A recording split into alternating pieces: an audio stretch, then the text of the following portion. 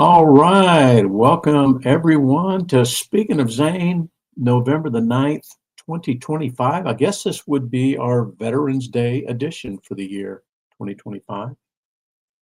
We're just a couple of days away from Veterans Day. This is our 326th edition of Speaking of Zane.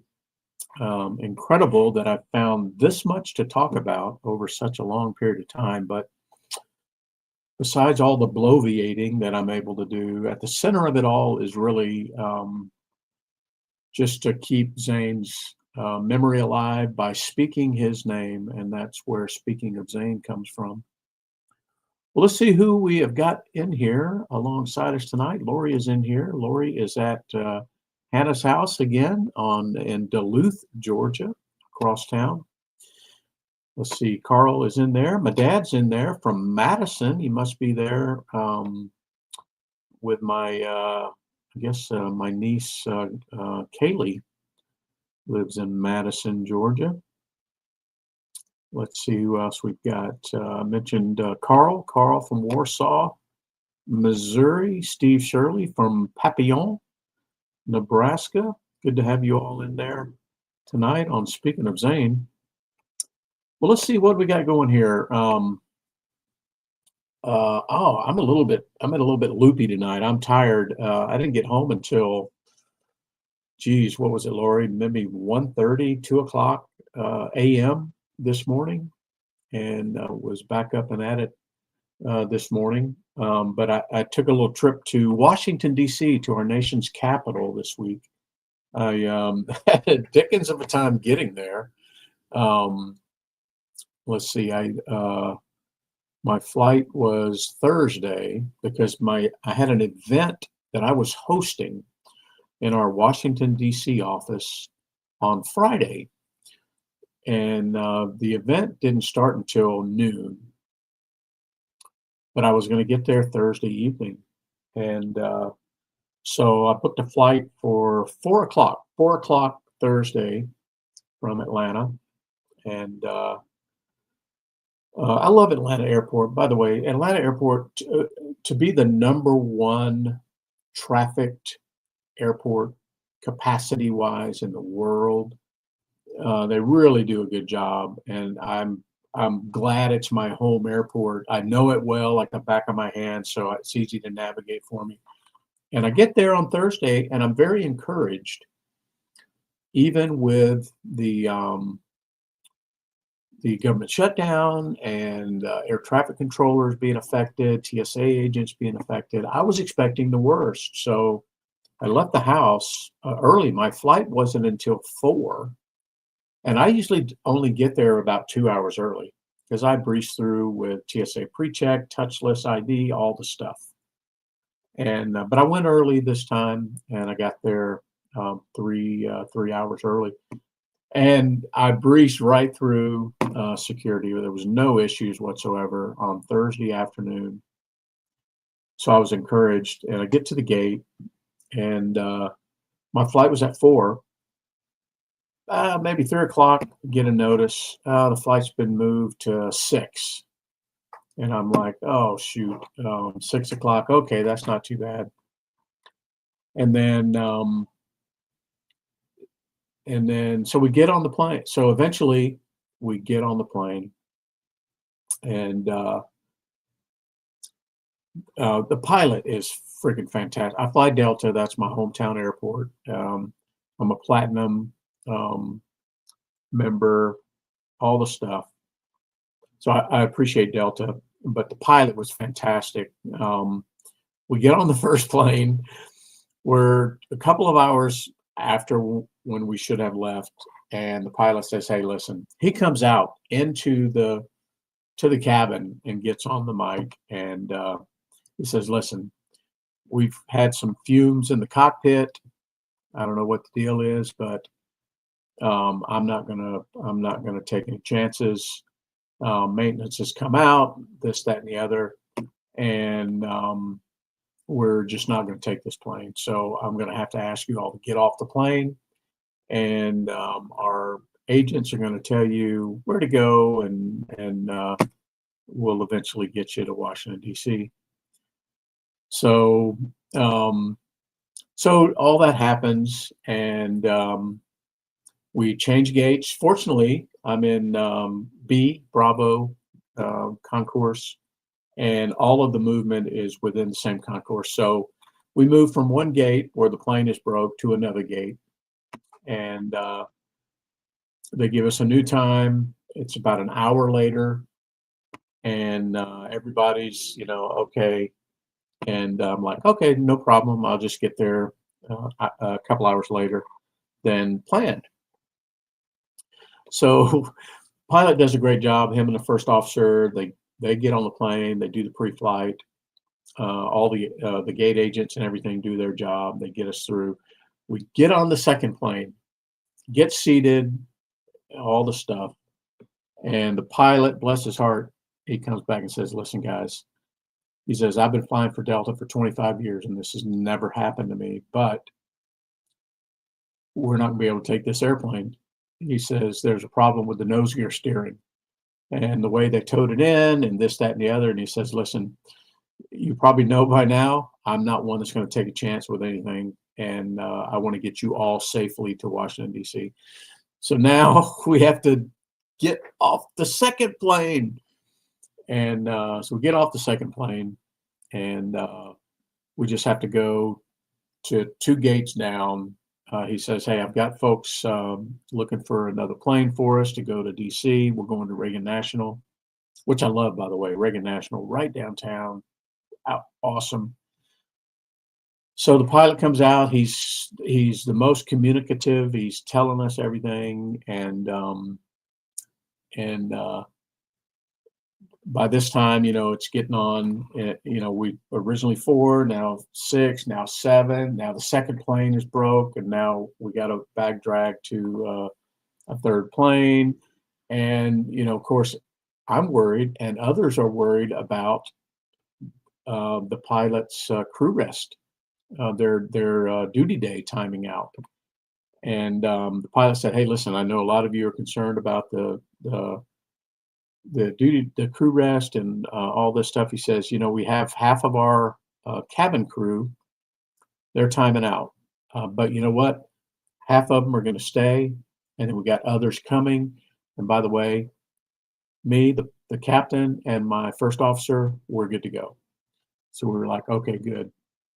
So we get on the third plane, and everything goes well. And but we're out on the taxiway for probably 30 minutes, and they're staggering the flights and all the things. And we eventually leave Atlanta. This is Thursday evening. Well, in the meantime, I'm the star of the show at this event on Friday. I'm hosting a group of 40 people from a partner of ours called Cisco Systems that I used to work for. And we've got them coming to our office, downtown DC, food coming, all the stuff. And I'm like, okay, I gotta have a backup plan here. So I texted my buddy Alex, who's a Navy vet. He's joining me for this event. I said, "Listen, Alex," I said, "there's a chance I might not make it. If I don't make it, can you stand in for me?" Alex is like, "Yep, I got your back." I says, "Okay, I'll send you my presentation, everything I was going to do. I'll tell you all about the group, what the messaging is that I'm giving." He says, "Okay, I got you." And I said, "I hope we don't need it." So anyway, I ended up getting to DC, and about 1 in the morning. A flight was originally at 4. I finally arrived at Washington National about 1 in the morning, and take an Uber to the hotel. The hotel was in Chinatown, which is fantastic, by the way. If you've never been to Chinatown in Washington, D.C., it's right on the edge of where the Capital One Arena is, and our office is right across the street from Capital One Arena. That's where the Washington Wizards play. That's the basketball team, and the Washington Capitals, the hockey team, plays. So anyway, so I finally get to the hotel, and I'm in my room by 1:30 a.m. And I called Alex off. I said, "Alex, I'm here. I'm good to go. I don't need you to stand in." Anyway, so I get there and get all set and everything. Get everything ready for the next day. And but it was quite an interesting thing. It wasn't so much the shutdown or TSA or the air traffic controllers on my way there. It was broken airplanes, but it eventually worked out. I got there. I got to our office, which was just a few blocks away from the hotel I was in, and our office is fantastic. And we have an office right there in DC because we serve all the military branches, all the three-letter agencies, federal government. They're all customers of ours, and we have a very nice office there that we're able to host them. And anyway, so I get to our office about 8 in the morning. I had got my badge turned on and all that stuff so I could get in, and got in the office, make sure everything was set up, and I got everything. I met with our marketing gal, Caitlin, got everything set up for the lunch and everything. And it was great. It was a group of, it was cool because I got to, it was a group of military veterans from that work for a company called Cisco Systems, and they've all just been through a program that they have at Cisco called the Veteran Leadership Program. So very purposeful program, about a 12-week program where they take military veterans that are already working at Cisco and they run them through a leadership program. And they go through all of this stuff over a 12-week period, and it culminates in them completing this. And so they did it in DC. The culmination was in DC. They got to visit the Capitol, all the stuff. And then they, the last day, they came to our office, and I got to tell them about my career journey and how I transitioned from the military, how I made my way into the civilian sector, and what my journey had looked like, which included a 9-year stint at Cisco Systems, which is the company they work for. So it was interesting. I had a lot of things that related to them because I had been a veteran, transitioned, gone to Cisco, done all of the Cisco stuff. And so I was able to tell them my story, my background, tell them about my dad and my kids and my wife and all the stuff, and then everything about work and my time at Cisco and at the company I work for now. And it was really good to talk about all of that and share with them, give them some advice on their journey. And this was a group of 20 of them. They call them scholars. So they're all military veterans working at Cisco, and they are working in a lot of different roles, different capacities. But anyway, so it was really cool to be able to tell them, give them advice and things like that. And so it worked out real well. I had four of my colleagues there with me as well. And then after that was all done, we went right across the street to the Capital One Arena, and we got a behind-the-scenes tour of all the technology and everything that it takes to run an event, a basketball game, a hockey game, all the different nerdy stuff in the background, and had dinner and drinks. And then we went to the Washington Wizards basketball game, which was really cool. We were playing the Cleveland Cavaliers, and unfortunately the Capitals lost, or the Wizards lost, but it was still good. It was a great game, just a block away from where I was staying. And so anyway, long story short, I feel blessed to be able to do things like this, and to be able to represent the veteran community, represent my company, and share these sort of things and be involved in these things. And so it was really awesome. And then on Saturday, so I was originally supposed to be in St. Louis on Saturday. The company I work for, we're sponsors of a Veterans Day 5K run that happens in downtown St. Louis every year, 10 years running now. And I've always done it virtually from somewhere else. I've done it from here. I've done it from the cemetery. I've done it from Tampa, just all over the place. And this year I was like, um, I'm going to go to St. Louis and I'm going to do it in St. Louis with the rest of my colleagues. And we, for the last 5 years running, we've had the most participants, the company that I work for, we've had the most participants in in the race, and we did again this year.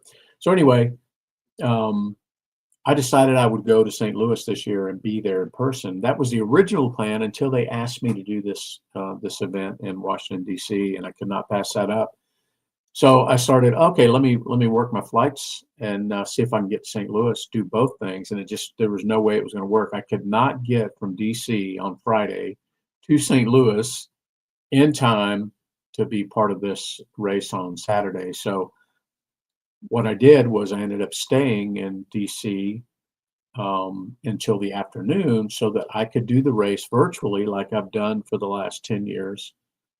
But I did it on the Washington Mall, on the National Mall in Washington, D.C. So it was kind of cool to be able to do the 5K. I actually did about 10K, half running, half walking. On the National Mall. So among all of the monuments that honor our veterans, the World War II monument, Vietnam Memorial, the Korean War Memorial, it was just it was great. The weather was absolutely beautiful. If you've ever been down there, you know there's a lot of people that run that circuit. So there's a lot of runners out in the morning, a lot of walkers, a lot of tourists, and so I had plenty of time to walk from Chinatown, where my hotel was, over to the mall, take in some sights, do my run, and it was fantastic. I ended up doing about 23,000 steps that day, which is about 12 miles. But it was great. I mean, since I couldn't be in downtown St. Louis, I couldn't have asked for a better place to be.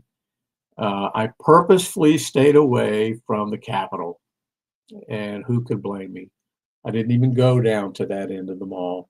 I stayed on the other end where the Lincoln Memorial is, the Vietnam Memorial, the Korean War Memorial, the World War II Memorial. I figured that was more appropriate considering everything that's going on right now. But it was good. So I get all that done. I have a fabulous morning. Walk back to the hotel, get myself cleaned up, get myself packed, get some coffee in the lobby, and then get an Uber and head to the airport. My flight Saturday isn't until 4 p.m., so I got all this time. So I get there early, maybe about 1:30, and I'm able to get caught up on some work. And then we get about 3 o'clock. I get a notice. Oh, your flight's been delayed by 120 minutes. So I'm like, okay, 6 o'clock, not so bad. Next thing you know, okay, your flight's delayed again. I'm like, okay, time to eat dinner and get some more work done. And then the next thing you know, 9:30. So anyway, at the end of it all, I didn't leave DC until 9:30 Saturday. Good news is all the work I had planned to do when I got home, I was able to get done there in the airport.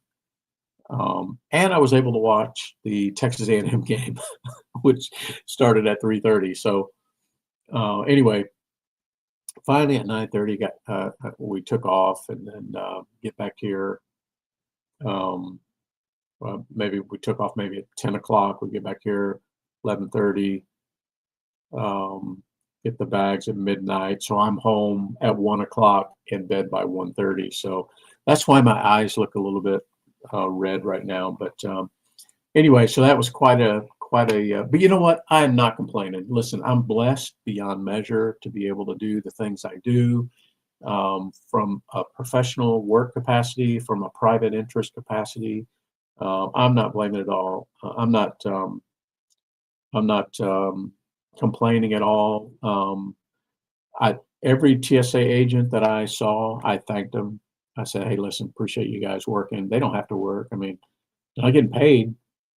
They could be driving an Uber and whatever." But anyway, I also ran into there at DCA an honor flight. There was an honor flight in from they were on American Airlines. They were in from Wisconsin, so I got to kind of hang out and mingle a little bit with the honor flight folks that were getting ready to head back home. But anyway, so I know that was probably more than you wanted to hear about my trip to DC, but that is the way it goes. So I get home, and Lori and Carson are asleep, of course. Lori's home for the weekend. Carson was having another sleepover. That's our little 5-year-old granddaughter. And so when I got up this morning, I got to spend time with them and whatnot. But like I mentioned, I did watch the A&M game. A&M is they're one of 3 teams that are undefeated right now, 9-0. They're currently in 3rd place. Ohio State and Indiana. Actually, Indiana I think is 10-0. Ohio State's 9-0. Texas A&M is 9-0. So wow, look out! A&M has made a big turnaround over the last year, and it's fun watching them. They're first in the SEC, of course, the only undefeated team in the SEC, but 3rd right now behind Ohio State and Indiana. So it'll be fun to keep following them through the rest of the season. All right, so what the heck is going on? Let me look in the chat here and see what I'm missing. Ken's in there. Hey, Ken. Ken, I met 2 Coneheads this week. Among this group of folks that I spoke to in our DC office, one guy recently retired from the Space Force. He was an Air Force guy, and he spent his early years in his career in a missile silo in Montana, Malmstrom. So we had a good chat about launch control systems and everything. And then another guy in that group was let's see, he was an Air Force guy originally, another missile silo guy, another launch control officer kind of guy. And then he went to the Army. Now he's an Army reservist. And he is about to compete or whatever it is for 06. So he's at this decision point about how 06 might impact his civilian career. Anyway, so I had a good chat with both those guys about launch control systems and the whole nuclear community. And I thought of you, Ken, as I was chatting with them. Matt Aaron's in there. Hey, buddy. Matt's one of Zane's battle buddies. Looks like Lori is coordinating with him. Matt, I don't know if you recall or not, but we're planning to be up there next July for the Running to Honor 5K, and trying to get a bunch of Zane's battle buddies together again. It'll be the 10th year since we lost him, if you can believe it or not. The 10th year since you all came down here to Georgia to send him off, and so we hope to gather as many of you all as we can while we're up in Michigan to spend some time together and participate in the Running to Honor 5K, which is going to have a component of it dedicated to Zane, believe it or not, thanks to Aaron Bartle. So we hope to see you and Kayla while we're there for sure. Okay, well, let's see, what else? This week, I'm actually home for a couple of days, Monday, Tuesday. Now, tomorrow, we've got Veterans Day coming up on Tuesday. Tomorrow, I am hosting and sort of emceeing a roundtable discussion that we're having with some veterans at our company. I'm doing that tomorrow. And then Tuesday, what are we doing Tuesday? Tuesday, Veterans Day, Tuesday. I'm speaking. I'm the guest to talk about Veterans Day with a group, our Academy group, and talk about the origins of Veterans Day which came from Armistice Day, as you know, and talk about my journey through the military and things that veterans care about, etc. And then Wednesday, God willing, I'm flying to St. Louis, and I've coordinated to have a Veterans Day gathering social with a bunch of my coworkers there in St. Louis. So I'm hoping my flight's like noon. The gathering starts at 5. So I'm hoping I can get there and have enough time to make it to the gathering and everything. And then I'll come home on Thursday. But we'll see how things go. It looks like I was just watching a little bit of news, and it looks like there's some talk about us getting close to a resolution. Could happen this evening. I don't have the TV on at the moment, but we'll see how things go. All right, well, let's see. Happy birthday, United States Marine Corps, tomorrow. 250 years we have had United States Marines. It's an incredible thing.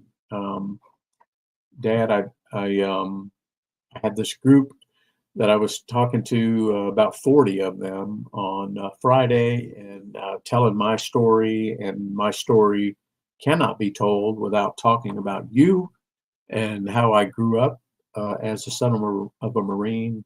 And of course, my story cannot be told without talking about Lori marrying a fellow airman. So it was really cool. I told the story, Dad.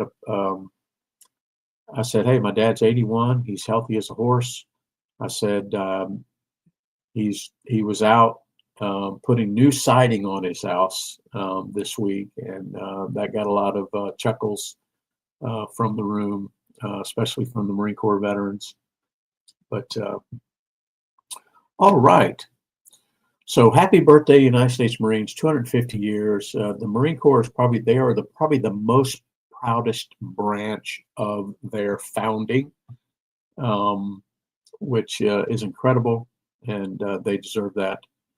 And then, of course, Tuesday will be Veterans Day. So Tuesday will be a day where we get to herald and laud those who have served our country.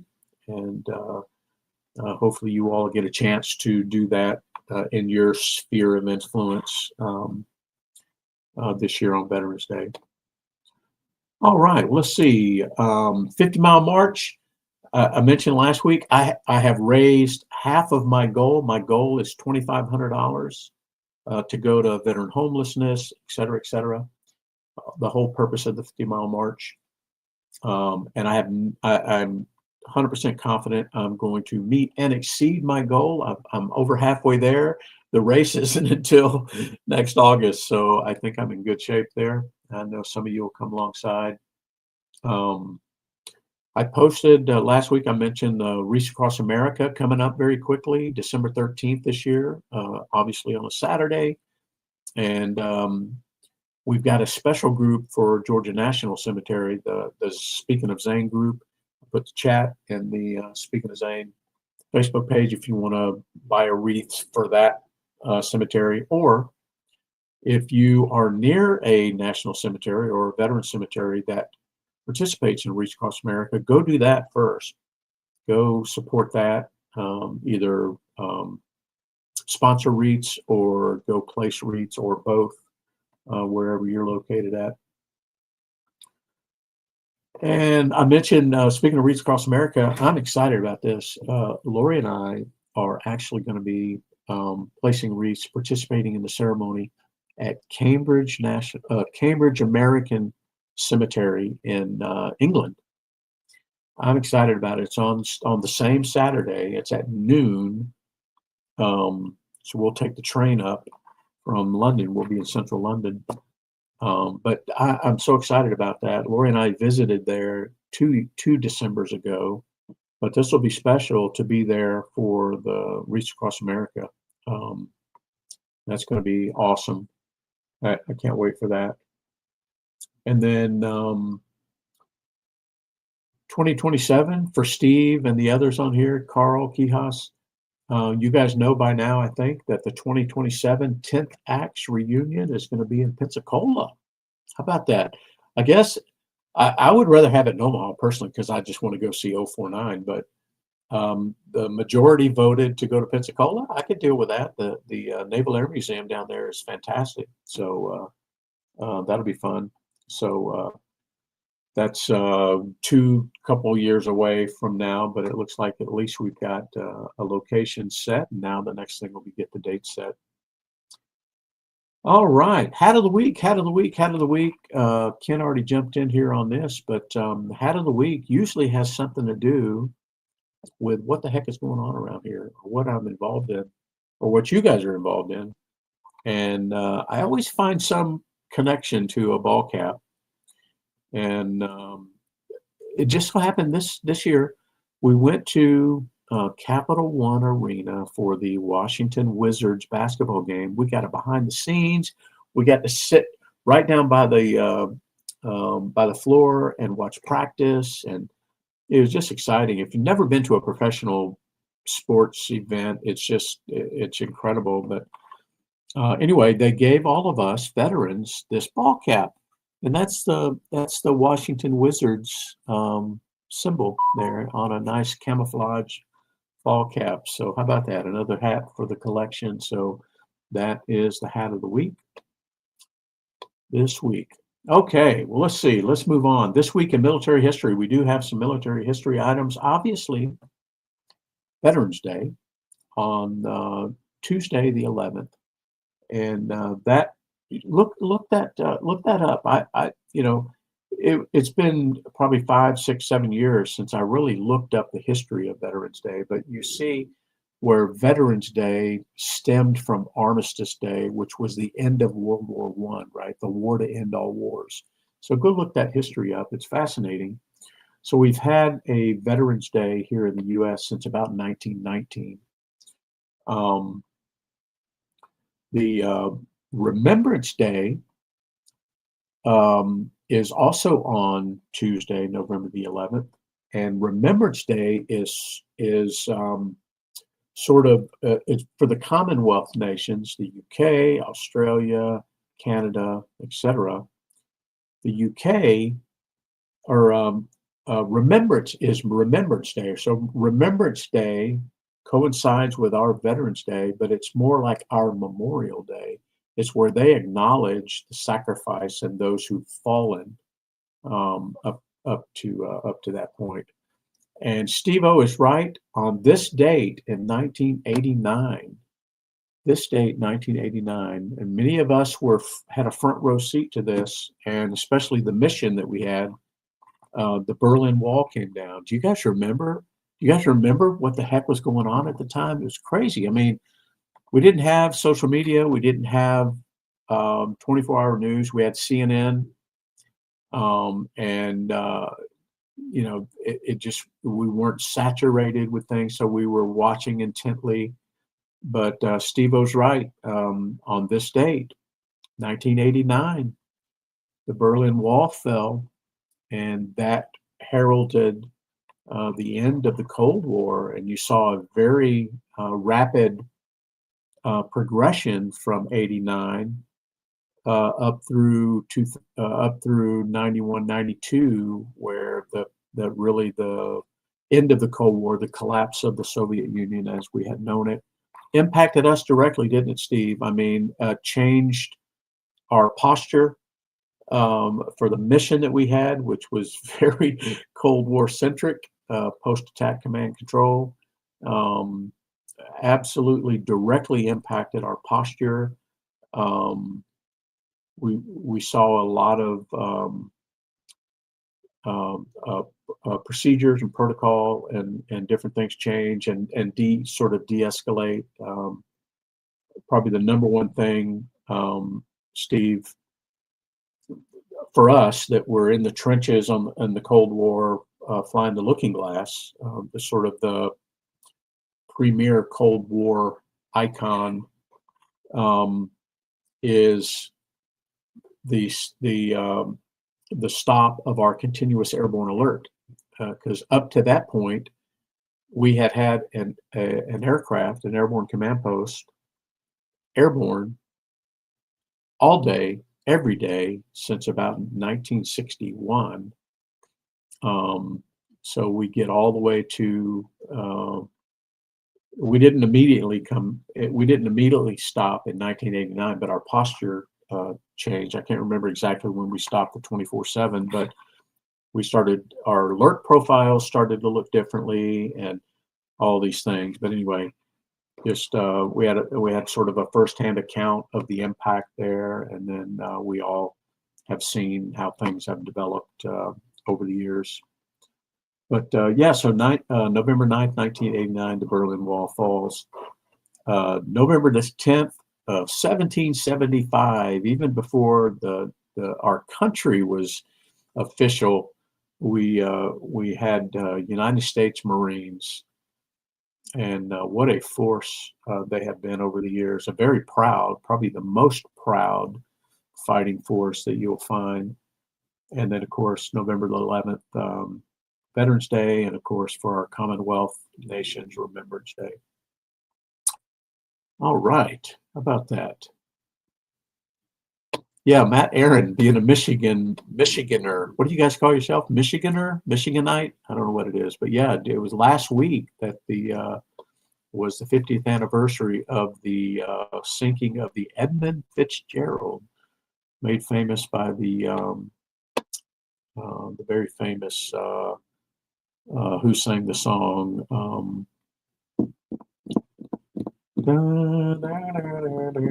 Let's see. Gosh, who was it? Who was it? Matt Gordon Lightfoot. Gordon Lightfoot, the famous Canadian balladeer, sang the wreck of the Edmund Fitzgerald. Gordon Lightfoot. Yep. Yep. All right. Well, here we go. Veteran Cemetery Challenge. The only ones I'm aware of is Daryl made an interesting visit this week. Daryl, did you make one or two visits since last week? But Daryl had a fantastic visit. Go to Daryl's Facebook page. I don't know if you put it on the Speaking of Zane group, but Daryl had a visit where he placed American flags at, Daryl, how many was it? I don't know how many veterans' headstones at Jefferson Barracks. It took him 3 or 4 hours to do it, but what a fantastic tribute and effort. In fact, Daryl placed an American flag at the headstone of the father and the grandfather of a friend of mine at work. Jerry Egan is my friend's name, and his father and his grandfather are both buried at Jefferson Barracks. And Daryl, I shared with Jerry what you had done, and he said, I cannot believe that. He says, wow, what a fantastic thing. He says, would you please tell Daryl how much I appreciate him doing that? I said, I will absolutely tell him that. So Daryl, thank you for that. 28, just an incredible feat, Daryl. And you are absolutely a patriot, and I appreciate it. All right. And then, of course, my dad and my sis, they regularly visit Evergreen Cemetery, where my mom rests, and my Uncle Bob, who served, and others who served. So I always count those. And so I think we're at about 5 cemetery visits this week. We're at about 1,616 visits we've made to 213 different locations all across the nation and beyond, for sure. I have done a couple in the UK. Steve has done in Amsterdam, and I don't remember where else. Our cemetery visits have expanded beyond the continental U.S. Lori and Ken and others have visited Pearl Harbor. So keep up the good work there. All right. Thank a vet challenge. Well, let's see. I didn't get any reports in this week of any thank yous. I don't know if anybody wants to throw any in the chat there, but I had a pretty good week, as you might imagine. Usually when I travel, I do, but this week was particularly rich because of the event that I was hosting. Um, I had a total of 33. I had a guy. So I was at the store. This was early last week. I was walking into the store and I saw this old guy with a Navy hat on. I said, "Oh, Navy guy, huh?" He says, "Yeah, yeah." I says, "Well, thanks. I appreciate you." And he says, "Okay, yeah. What about you?" I said, "Air Force." And he says, "Oh, okay." And then we got to talking, and he says, "Yeah." He says, "I'm 81 years old." And I said, "Well, you look like you're in pretty good shape." He says, "Yeah." He says, "I'm getting married next week." I says, "What?" He says, "Yeah, I'm marrying a 61-year-old." And I'm like, "What?" He says, "Yeah, I have a new hip and my heart's fixed and I'm ready to get married again." And I'm like, "Wow." So had a good chat with him. I didn't catch his name, but that was really awesome. Then on my way to DC, I had three veterans that I interacted with at the Atlanta airport, and then at the event that I did, I had 29. Um, Four of those were colleagues of mine at WWT, um, and then the rest were with the company that I was speaking to. So 33 for me. Ken's coming in with 15 thank yous this week. Ken was out doing a little part-time work there, Oklahoma City. Okay, very good. Very good. Well, thank you, Ken. I'm going to jot these down here real quick so I can get a good total. So we're going to call Ken's 15. He might have had more than that. I probably had more than what I've said, but those are the ones I can remember. Oh yeah. Ken had a really good post about their Veterans Day parade there in Orlando, which was awesome. Great pictures there, Ken, that you and Janet posted. Yeah, Lori says, "Best of luck." Yeah, he's going to need it. He better pace himself on the honeymoon at the age of 81. He needs to be careful. So Ken, I've got for 15. Steve, let's see. Steve, okay, Steve's got 11. Outstanding. So we'll get these total up here. This will be a good week for us, and we're going to get Steve at 11. And Daryl's got a couple. Daryl's always good for a couple. So Daryl in his around and about town, he always Daryl's kind of like I get a lot of encounters at Kroger, but I know Daryl gets them at their local grocery store chain called Schnucks in the St. Louis area. All right. Well, let's see. Oh, you were at the Air Force Army game? Yeah, Air Force One or Army One. Army One, I know because I got razzed a little bit by some of my colleagues at work. Okay, so let's see if we add those up. We'll go 11, 13, 14, 11, 12, 13. So that'll give us 46 for the week. So if we add 13 here, that'll give us 89. All right, so we're at a grand total, if you're ready, Lori. We're at a grand total. So 46 thank yous for the week for this relatively small group of like-minded patriots. That takes us to 3,789. So we're getting close to just needing 200 more. Real close. We needed 211 more to get to our 4,000 goal for the year. Or not 4,000 for the year, but we'll get to 4,000 total by the end of the year. We're at 3,789. So Keep up the good work.